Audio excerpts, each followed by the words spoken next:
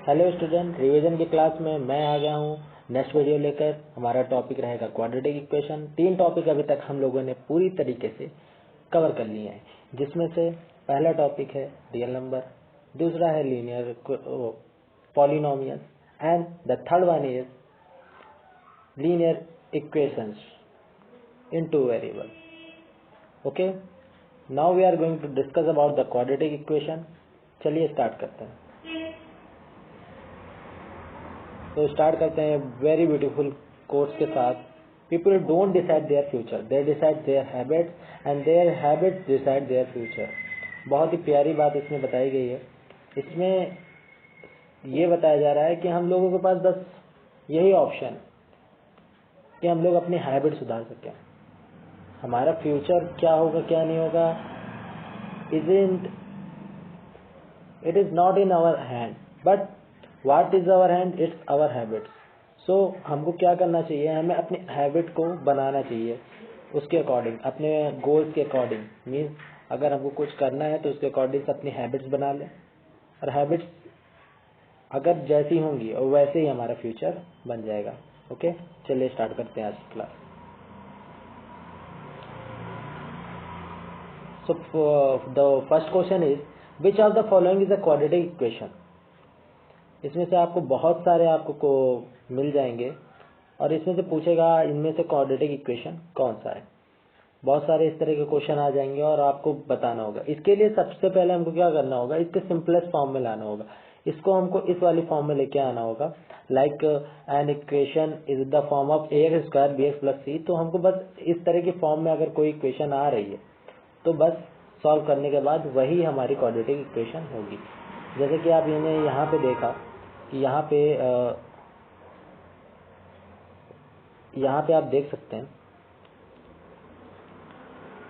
यहाँ पे ये देखिए ब्रैकेट है, तो हमको पहले ब्रैकेट सॉल्व करना होगा। जैसे कि इसका मल्टीप्लाई करना होगा।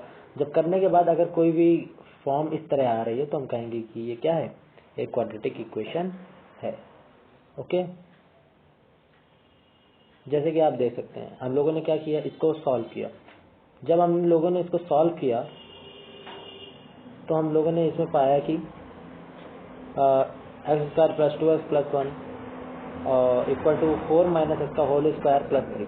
इसको सॉल्व किया गया, इसका होल स्क्वायर किया गया, a माइनस बी का होल स्क्वायर का हम लोगों ने यहाँ फार्मूला लगाया। देन उसके बाद हमें यहाँ पे ये फाइंड हुआ, ये वाली इक्वेशन हमको मिली। अब आप यहाँ पे देख रहे हैं कोई भी चीज़ एक्स स्क्वायर के टर्म में नहीं है। अगर ये कोई भी चीज़ यहाँ पे एक्स स्क्वायर के टर्म में नहीं है तो ये क्वाड्रेटिक इक्वेशन नहीं हो सकती। Okay, so it is not a quadratic equation because इसका एक्स स्क्वायर का कॉफिशिएंट क्या है, 0 है। एक्स स्क्वायर वाले इसमें कोई भी कॉफिशिएंट नहीं है। ओके, ध्यान रखेंगे। इसी तरह आपको सारे क्वेश्चंस में चेक करते हुए चलना है। चलिए आगे चलते हैं। इसी तरह ये डी का सॉल्यूशन है कि डी को कैसे सॉल्व किया और देखा गया। तो देखो मैंने बाकी ऑप्शंस इसलिए नहीं रखे हैं क्योंकि बाकी तो और भी गलत थे, तो सीधे मैंने डी को रखा। आप ट्राई करेंगे, आप सारे ऑप्शन चेक करेंगे, ठीक है, सारे ऑप्शन चेक करेंगे तो इसमें आपको ये देखने को मिलेगा इसका जो ऑप्शन नंबर, इसको आप जब सॉल्व करेंगे तो इधर ये आएगा, इधर आप क्यू का फार्मूला लगाएंगे, ए माइनस बी का होल क्यूब। क्या लगाएंगे, ए माइनस बी का होल क्यूब। उसका फार्मूला लगा दीजिएगा, इजली ये भी आ जाएगा। और जब ये आप लगा देंगे तो आप देखेंगे कि ऐसा कुछ बन के आएगा जिसमें एक्स क्यूब से एक्स क्यूब कैंसिल हो जाएगा और आपकी क्वाड्रेटिक इक्वेशन बन के तैयार हो जाएगी, और यही क्वाड्रेटिक इक्वेशन होती है। सो हम कहेंगे option D is right answer. Okay, चलते हैं नेक्स्ट क्वेश्चन पे।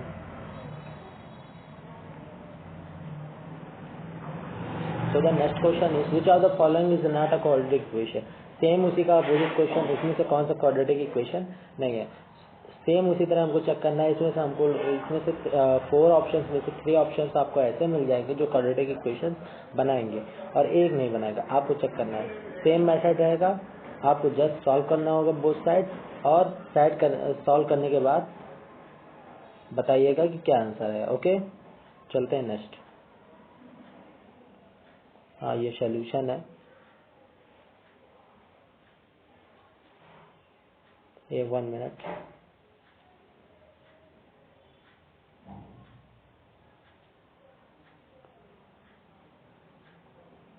हो.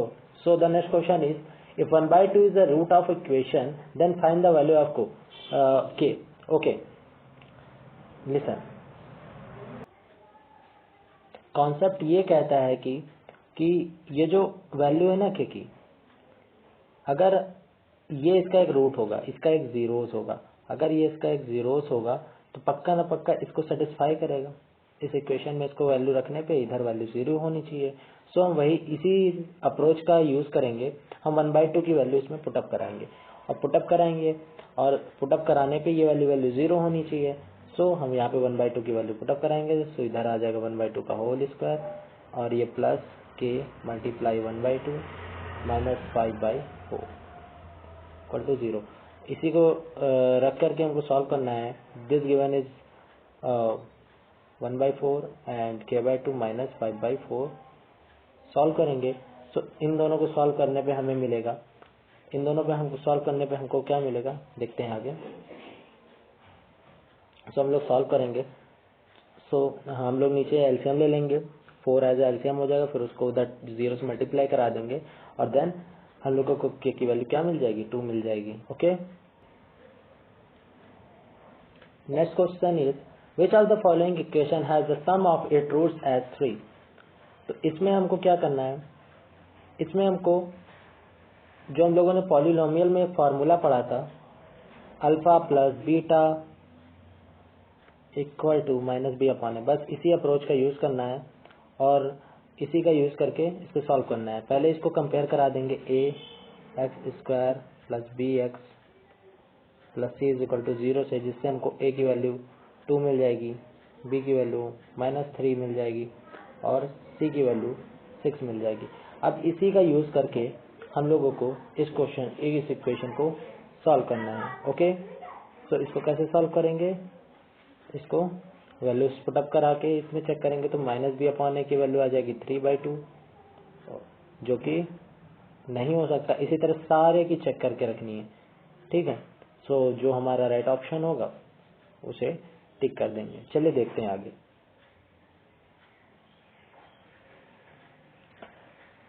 Next question is, values of k for which the quadratic equation has the equal roots. So concept ये रहेगा, the condition of equal roots of quadratic equation A X square plus B x plus C. तो condition क्या है कि B square minus 4ac is equal to 0. अगर आपका B square minus 4ac is equal to 0 आ रहा है तो हम कहेंगे कि हमारे रूट्स क्या है, इक्वल है. अब यहाँ पे दो कॉन्सेप्ट और देखिएगा. अगर ये less than b square minus 4ac, b square minus 4ac अगर लेस देन 0 आ रहा है तो इसके रूट्स इमेजिनरी हो जाएंगे. कैसे हो जाएंगे, इमेजिनरी. और अगर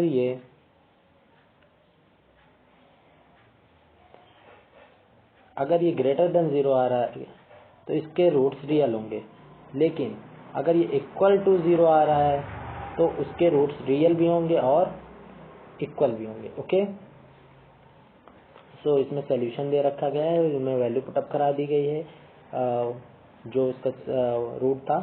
और बी स्क्वायर माइनस 4ac हम लोग निकालेंगे और बी स्क्वायर माइनस 4ac निकालने के बाद के की दो वैल्यूज आई हैं, एक 0 एक 8.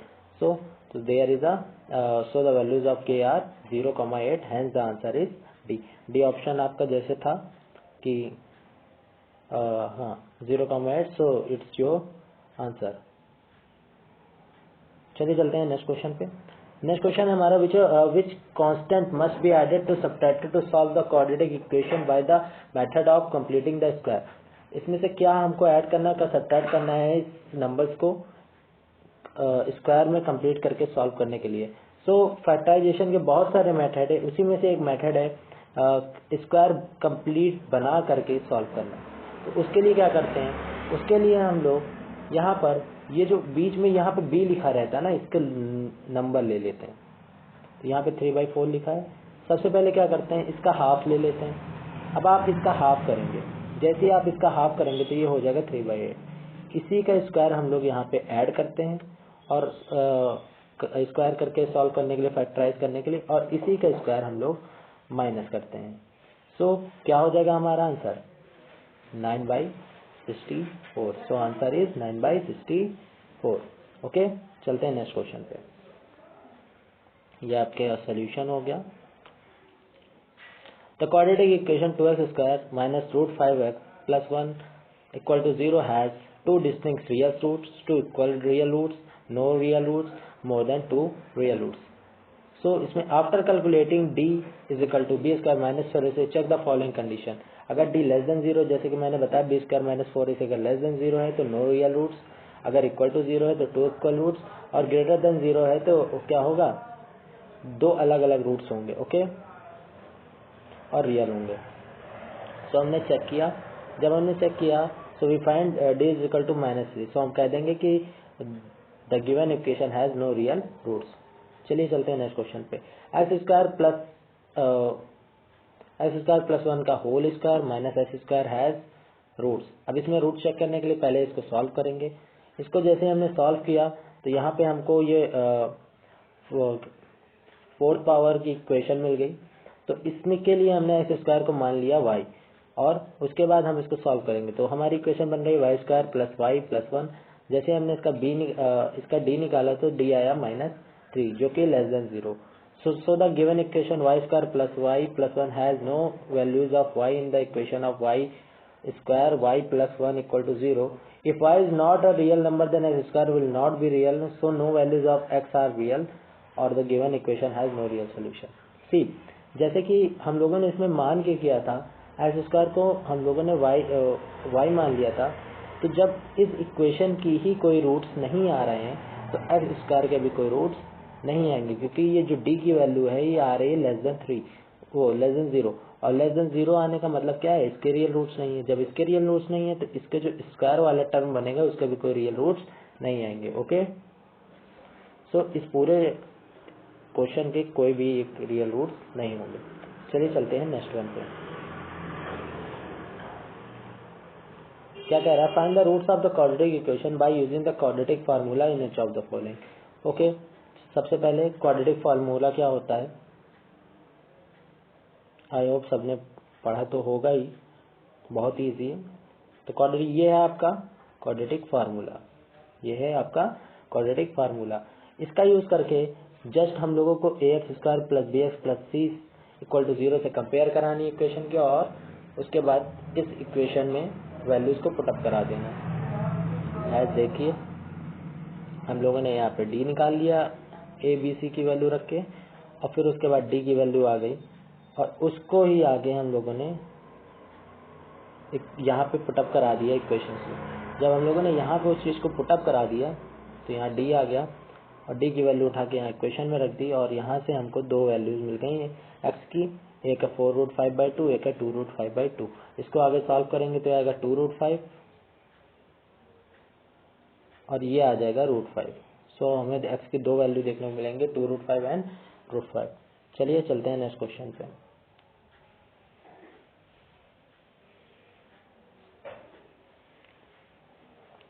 Find the whether of the following equation have real roots, if roots exist find the roots. ये भी सेम क्वेश्चन है, अगर आप d चेक कीजिए, अगर उसका रियल रूट्स आ रहे हैं तो आप उसके रूट्स निकाल दीजिए, अदरवाइज मत निकालिए।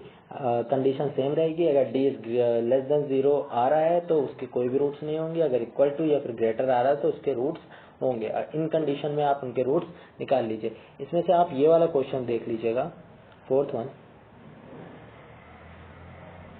फर्स्ट वन इसी तरह लगेगा सेम जैसे आप चेक करेंगे, फिर उसके बाद देख लीजिएगा। फोर्थ क्वेश्चन इसका काफ़ी अच्छा है तो इसको एक बार ट्राई जरूर कीजिएगा, okay.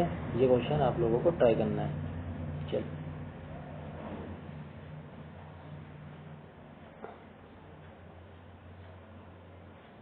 Next question, a natural number when increase by 12 equals 160 time of its reciprocal, find the number. क्या कह रहा है कि अगर किसी नंबर को 12 बढ़ा दिया जाए, है ना, किसी नंबर में मीन्स 12 ऐड कर दिया जाए, कंडीशन बना लेगा तो ये क्वेश्चन आपसे सॉल्व हो जाएंगे। तो क्या हो गया, अपने रेसिप्रोकल का 160 टाइम हो गया, कितने टाइम्स हो गया, 160 टाइम्स, कितने टाइम, 160 टाइम्स। तो यही आपकी इक्वेशन बन जाएगी। इसके बाद इजिली आप इसको सॉल्व कर लीजिएगा। चलिए देखते हैं solution. So the solution is, पहले वैल्यू पुटअप करेंगे। अब x का इधर क्रॉस मल्टीप्लाई करा दीजिएगा, x का इधर क्रॉस मल्टीप्लाई कराने के बाद हम देखेंगे कि ऐसी इक्वेशन बन के आएगी।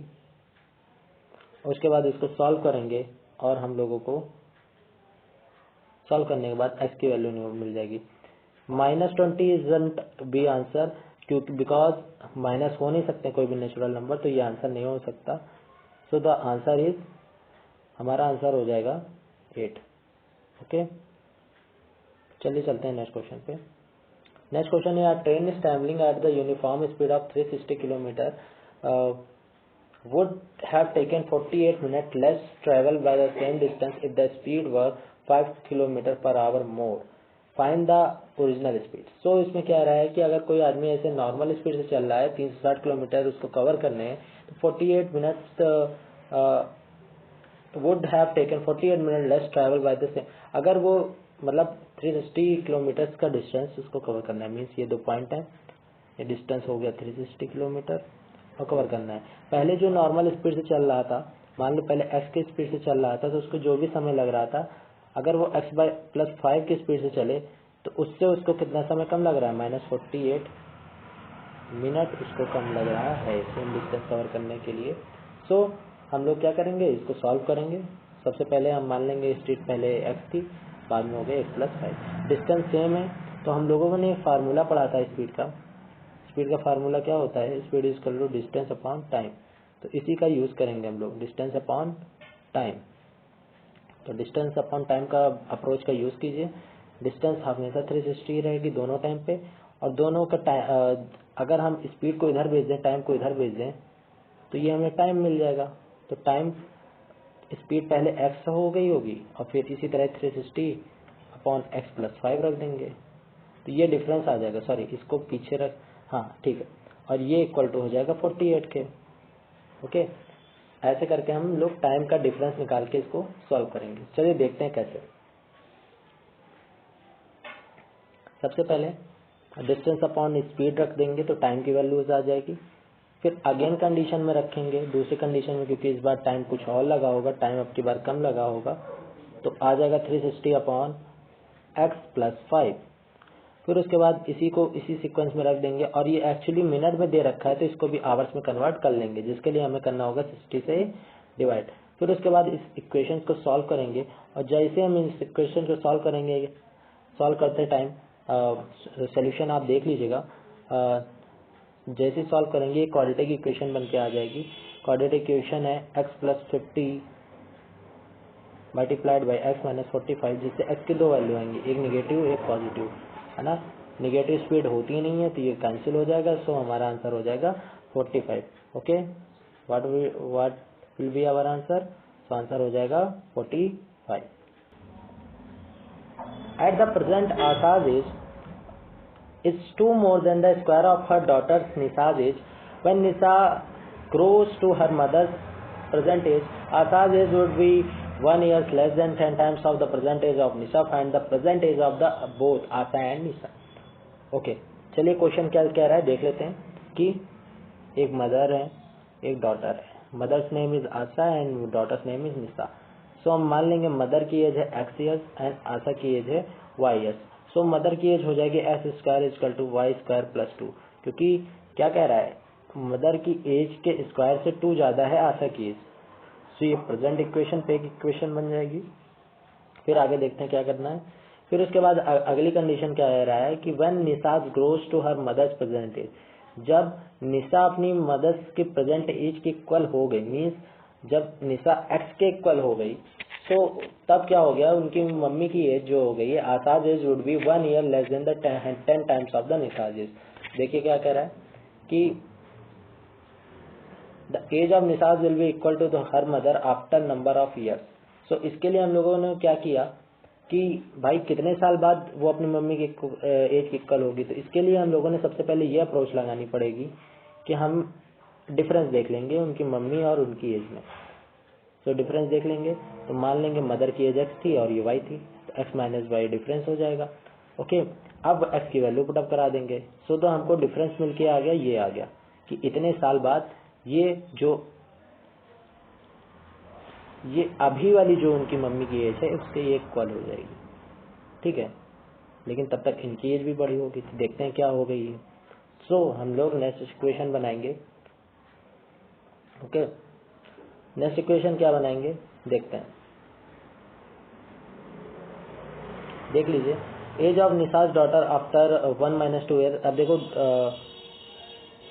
निशा की डॉटर की एज इतने सालों बाद क्या हो जाएगी, देखो पहले एक्स थी और इतने सालों बाद कितनी हो जाएगी, एक्स प्लस इतनी। पहले तो एक्स थी ही थी, ये डिफरेंस है ना उन दोनों की एज का, तो इतना और ऐड हो जाएगा। अब वो अपनी मम्मी की प्रेजेंट एज के इक्वल हो गई है। सो उसकी अब एज इतनी हो चुकी है और उसकी मम्मी की जो एज हो चुकी है वो उसकी एज का 10 टाइम्स से 1 लेस है। तो इसको इक्वेशन बना के लिखेंगे, तो कैसे लिखेंगे चलिए देखते हैं। तो इसको हम लोगों ने एक इक्वेशन बना के लिख दिया है। देखिए इक्वेशन क्या बन रही है, इक्वेशन बन रही है y² + 2 y² - 2। अब ये हम लोगों ने उठा लिया है, x की जगह हमने रख दिया है क्योंकि x की हमको कुछ वैल्यूज पता थी फ्रॉम द फर्स्ट इक्वेशन, और एक ये क्वाड्रेटिक इक्वेशन बन के आता है। आफ्टर इतने ईयर बाद आसाज एज इतनी हो जाएगी और ये कंडीशन, ये हमारी सेकंड कंडीशन हो जाएगी। इसको चाहे तो हम इक्वेशन सेकंड मान सकते हैं, चाहे डायरेक्टली सॉल्व कर सकते हैं कि उसकी रियल एज के 10 टाइम से एक कम है, ठीक है। और ये इधर वाला सॉल्व करके आ गया क्योंकि हम लोगों ने देखी थी ना, एज ऐसे थी x² + y + y+2 करके, तो x की भी वैल्यू हम लोगों ने निकाल रखी थी फर्स्ट इक्वेशन से। देखिए ये एज आई थी और हम लोगों ने यहाँ से एक वैल्यू निकाली थी, x की वैल्यू होती है y² + 2, तो हम लोगों ने ये बस यही वैल्यू वहाँ पे पुटअप करा दी। ओके, चलिए चलते हैं आगे जब हम लोग इसको सॉल्व करेंगे तो 2y² - y - 10y + 5 = 0 आ जाएगा। उसके बाद ये सिंपल क्वाड्रेटिक इक्वेशन बन जाएगी जिसको हम लोग क्वाड्रेटिक फार्मूला से इजीली डन कर सकते हैं, जिसमें a की वैल्यू 2 हो जाएगी, b की वैल्यू -11 और c की वैल्यू 5, और सीधे सॉल्व कर सकते हैं। और सबसे बढ़िया वे होता है फैक्टराइजेशन, तो आप चाहें तो फैक्टराइजेशन से लगा सकते हैं, इजी वे होता है। फैक्टराइजेशन कर लीजिए और उसके बाद इसको सॉल्व कर लीजिए। फैक्टराइजेशन करने के लिए जो तरीका हम लोग यूज़ करते हैं कि हमको ये बीच वाली वैल्यू लानी है, और इसको मैंने पॉलिनोमियल्स में एक्सप्लेन किया है। सो जिन्होंने नहीं देखा है तो जाके वो वीडियो देखें और समझ लें कैसे फैक्टराइज करना है, अगर नहीं आता है तो। आई होप आप सबको आता ही होगा। सो यहाँ पे हमको y की वैल्यूज़ मिलेंगी, y की जो वैल्यूज़ मिलेंगी उसी के थ्रू हम लोग x की वैल्यू निकालेंगे, because x = y² + 2। Okay, y की वैल्यू हाफ नहीं हो सकती बिकॉज जो y इज द मदर से, मदर की एज कभी भी हाफ नहीं होगी। ओके, सो यहाँ पे देखिए ये जो x की वैल्यू आ रही है ये बहुत बड़ी आ रही है। अगर y की वैल्यू हाफ रख रहे हैं तो x की वैल्यू देखो 2 1/4 आ रही है, तो ऐसा हो नहीं सकता है कि माँ से बड़ी बेटी हो जाए। It isn't possible. ये कोई मल्टीवर्स की मूवीज तो है नहीं कि फ्यूचर से आ जाएगी, है ना। ओके, तो एक ही कंडीशन हो सकती है, और वो कंडीशन ये हो सकती थी कि हम ये वाली वैल्यू पुटअप कराएं x की 5 वाली, तो इसमें हमको मिल रही है मदर से 27 एंड बेटी की उम्र 5 ईयर्स है। So it's okay, it is possible, but it isn't भी पॉसिबल। कोई 2.5 साल की एज में थोड़ी मदर बन जाता है ना। So the right one option is mother's age is 27 and daughter's age is 5। So I hope आप लोगों को क्लास अच्छी लगी होगी। आज की क्लास में इतना ही। जिस तरह के क्वेश्चन मैंने कराए हैं इसी की बेसिस पे आप 3-3 4-4 5-5 क्वेश्चन कीजिए। आप बस इतना करके जाइए इस चैप्टर से, ये सफिशिएंट होगा आपके पेपर के लिए, क्योंकि बिकॉज मैंने कोशिश करी है हर टाइप के क्वेश्चन कवर करने की। सो बस इसी टाइप के 2-3-4 क्वेश्चन आप लोगों को प्रैक्टिस करके जाने हैं। ओके, बाकी पढ़ाई करते रहिए। All the best for your exams.